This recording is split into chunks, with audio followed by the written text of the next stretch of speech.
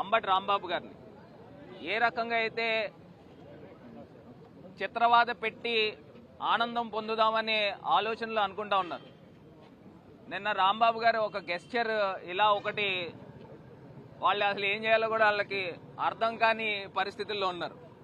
నిన్న రాంబాబు గారు ఒక టైగర్ లాగా ఆయన ఎక్కువ మాటలు కూడా ఏం మాట్లాడలా, జస్ట్ అలాగా ఒక జెస్చర్ చూపించారు.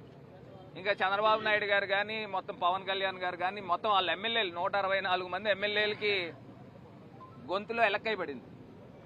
ఇవాళ రాంబాబుని కలిస్తే ఆయన చాలా ధైర్యంగా ఉన్నారు. రాష్ట్ర వ్యాప్తంగా అంబటి రాంబాబు గారు ఒక మగాడురా అనిపించే విధంగా ఆయన హావభావాలు కానీ ఆయన ప్రవర్తించిన విధానం కానీ కనబడుతోంది. ఇవాళ ఒకటే అంశం చెప్తా ఉన్నా, చంద్రబాబు నాయుడు గారిని ఉద్దేశించి నేను అనలేదు. అక్కడ అంతమంది వేల మంది నన్ను బూతులు దాడుతూ దుర్భాషలు మాట్లాడుతూ అటాక్ చేయడానికి వచ్చినప్పుడు ఆ స్పర్ ఆఫ్ మినిట్లో ఆ మాట వచ్చింది, ఆ మాట దొల్లింది, నేను ఇంటెన్షనల్గా అనలేదు అని ఆయన వ్యక్తపరిచాడు. వ్యక్తపరిచినప్పుడు ఆయనకేమో జైలా, ఇంటి మీదకి దాడి చేసి హత్యాయత్నానికి కారకులైన వాళ్ళకి స్టేషన్ బెయిల్. ఇక్కడ అర్థమవుతా ఉంది, ఇక్కడ లోకేష్ అనే వ్యక్తి యొక్క రెడ్ బుక్ రాజ్యాంగము ఆంధ్రప్రదేశ్ రాష్ట్రంలో అమల్లో ఉంది. డాక్టర్ బిఆర్ అంబేద్కర్ గారు రాసిన రాజ్యాంగానికి ఆంధ్రప్రదేశ్ రాష్ట్రంలో విలువ లేదు అనేది క్లియర్గా అర్థమవుతా ఉంది. 53 కేసులు పెట్టడం ఏంటండి? హత్యాయత్నము, పెట్రోల్ బాంబులు తీసుకెళ్లి ఇళ్ల మీద విసిరారు, వాళ్ళకి స్టేషన్ బెయిల్లా? ఎంత అన్యాయం జరుగుతూ ఉన్నది అనేది ఇవాళ రాష్ట్రంలో అర్థమవుతా ఉంది. ఇది ముమ్మాటికి కూడా క్లాక్ ఇలా తిరుగుతుంది. తిరిగిన వెంటనే మళ్ళీ రేపు అధికారంలోకి వచ్చేది మేమే.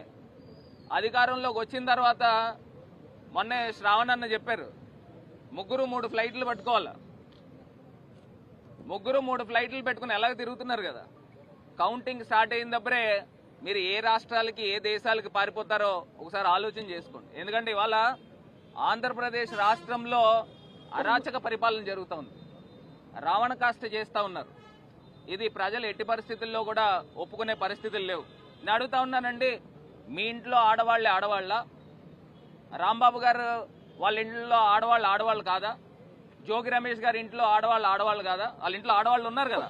మీరు ఇంటి మీద పెట్రోల్ బాంబులతో దాడి చేస్తే జరగకూడదని జరిగితే అక్కడికి వచ్చిన వాళ్ళు కూడా అందరూ గంజాయి మత్తులో ఉన్నారు, అందరూ కూడా తాగిన మైకంలో ఉన్నారు. మనకి ఏమన్నా చెప్పి చేస్తారా? దొరికితే ఇక్కడ చనిపోవడమే కదా. అంటే అది డైరెక్ట్గా మర్డర్ అటెంప్ట్ చేసిన వాళ్ళకి బెయిలా? సాక్షాత్తు ఎమ్మెల్యేనే చెప్పింది, ఏమని చెప్పిందండి? మేము దాడి చేయడానికి వెళ్ళామని ఆమె ప్రెస్ ముందు చెప్తా ఉంది. అంటే దానికి అర్థం ఏంటి? అంటే మీకు రాజ్యాంగం లేనట్టే కదా. రాష్ట్రంలో పోలీస్ డిపార్ట్మెంట్ ఏం చేస్తున్నారండి? తెలుగుదేశం కార్యకర్తల చేతుల్లో రాడ్లు కత్తులు పట్టుకుని ఉంటే వాళ్ళకి ప్రొటెక్షన్ చేస్తున్నారు, వాళ్ళకి ఎస్కాట్ చేస్తూ ఉన్నారు. అంటే ఇక్కడ ఇవాళ క్లియర్గా అర్థమవుతా ఉంది, ఆంధ్రప్రదేశ్లో ప్రజలను గమనించమని కోరుతా ఉన్నారు. ఇంకో పక్కనేమో తిరుపతి లడ్డు వ్యవహారంలో చూస్తే ఎప్పుడైనా రాష్ట్ర బాగోగుల గురించి అంతమంది కూర్చుని ప్రెస్ మీట్ పెట్టిన సందర్భం ఉందండి? తిరుపతి లడ్డు ఎపిసోడ్లో వాళ్ళు డిఫెన్స్లో పడిపోయారు కాబట్టి వాళ్ళు కూర్చుని ప్రెస్ మీట్ పెట్టి చెప్పుకునే కార్యక్రమం చేస్తున్నారు. మళ్ళీ చంద్రబాబు నాయుడు గారికి అసలు అది నోరా ఇంకేమనాలా? ఆయన తీసుకొచ్చి బాత్రూంలో వాడే యాసిడ్ వాడారని అంటే రాజకీయాలకి మేము ఎంతకైనా దిగజారిపోతాము అనేది ఇవాళ అర్థమవుతోంది. ప్రజలు కూడా ఎవరు హర్షించరండి, ఈ మంచి పద్ధతులు కాదు. ఇప్పుడే శ్రావణ్ గారు చెప్పినట్టు కూడా ఆ శాంపిల్స్ ఎప్పుడు తీసుకున్నారు? తెలుగుదేశం హయాంలో మీ గవర్నెన్స్, మాది గవర్నమెంట్ ఎప్పుడైతే ఆ ఎలక్షన్ కోడ్ వచ్చింది మార్చిలో వచ్చింది, ఈ శాంపిల్స్ తీసుకున్నది జూలైలో. అంటే 4 నెలలు కాల వ్యవధి మీరు ఆల్రెడీ గవర్నెన్స్లో ఉన్నారు. మరి మీరు లేకపోయినా ఒక 2 నెలల నుంచి మీరు గవర్నెన్స్లో ఉన్నప్పుడు శాంపిల్స్ తీసినప్పుడు మీ టైంలో తీసినప్పుడు అడల్టరేషన్ జరిగింది మీ టైంలో ఉన్నప్పుడు, ఇప్పుడు తీసుకొచ్చి వైఎస్ఆర్సీపీని ఎట్లా బ్లేమ్ చేస్తారు? ట్యాంకర్లు వెనక్కి వెళ్ళిపోయిన ట్యాంకర్లు ఇంకో రూపేణ మళ్ళీ వెనక్కి వచ్చి ప్రసాదానికి వాడినప్పుడు మీరు దైవ తప్పిదం చేశారు.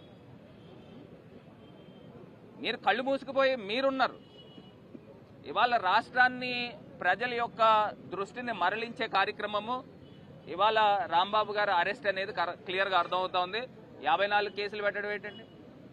మళ్ళీ 2023లో ఏదో లేని కేసుని తీసుకొచ్చి ఇక్కడ ఇబ్బంది పెట్టే కార్యక్రమం చేస్తూ ఉన్నారు. రాంబాబు అన్నకు కూడా చెప్పాం, సెంట్రల్ జైలు చుట్టూరు అంతా కూడా మంచి మొక్కలు ఇవన్నీ ఉంటాయి, ఇదంతా కూడా కాస్ట్లీ ఏరియా అన్న. అందరం కూడా ఇక్కడ ₹1,00,000 పైన గజం ఉంటుంది, మీరు మంచి ఏరియాలోనే ఉన్నారు, వీళ్ళు ఏదో ఇబ్బంది పెట్టాలని వీళ్ళు అనుకుంటున్నారు, కానీ అక్కడ లేదు. ఇవాళ ఇవన్నీ కూడా దృష్టిలో పెట్టుకోండి. రేపన్న రోజున మళ్ళీ క్లాక్ అలా తిరిగి మళ్ళీ మా వైపుకి వస్తుంది, అది గుర్తుపెట్టుకోండి.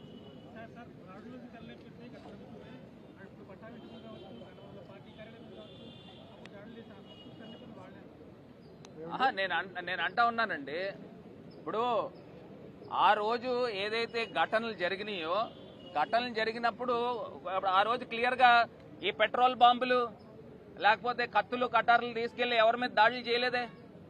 ఆ రోజు నిరసన వ్యక్తపరచడానికి అక్కడికి వెళ్ళిన సందర్భం. ఇప్పుడు పట్టాభి గారు కూడా ఆ రోజు మాట్లాడిన మాట ఏంటి? పట్టాభి అన్నవాడు పర్పస్ఫుల్ గా మాట్లాడాడు. ఇక్కడ స్పర్ ఆఫ్ మినిట్ లో దాడి చేయడానికి వచ్చిన వాళ్ళని తిరిగి రిటాలియేట్ చేస్తూ మాట్లాడిన మాట. అంటే ఆన్ పర్పస్ మాట్లాడిన దానికి స్పర్ ఆఫ్ మినిట్ లో వచ్చిన దానికి తేడా ఉంది, చాలా తేడా ఉంది. ఇది ఆన్ పర్పస్. ఆ రోజు పట్టాభి అనే వ్యక్తి బోస్డికే అనే పదం వాడి ఆయన ప్రవోక్ చేసే కార్యక్రమం ఆ రోజు జరిగింది. ఇది జరిగింది యాక్సిడెంటల్ గా జరిగింది. రాంబాబు గారి దగ్గర నుంచి వచ్చిన మాట. ఆయన మళ్ళీ వెంటనే రిగ్రెట్ కూడా ఫీల్ అయ్యాడు. అంటే రిగ్రెట్ ఫీల్ అయినా కూడా నేను ఇంటికి వెళ్ళి హత్యాయత్నంకి ఇంట్లో ఉన్న వాళ్ళందరినీ తీసుకుని వచ్చి పెట్రోల్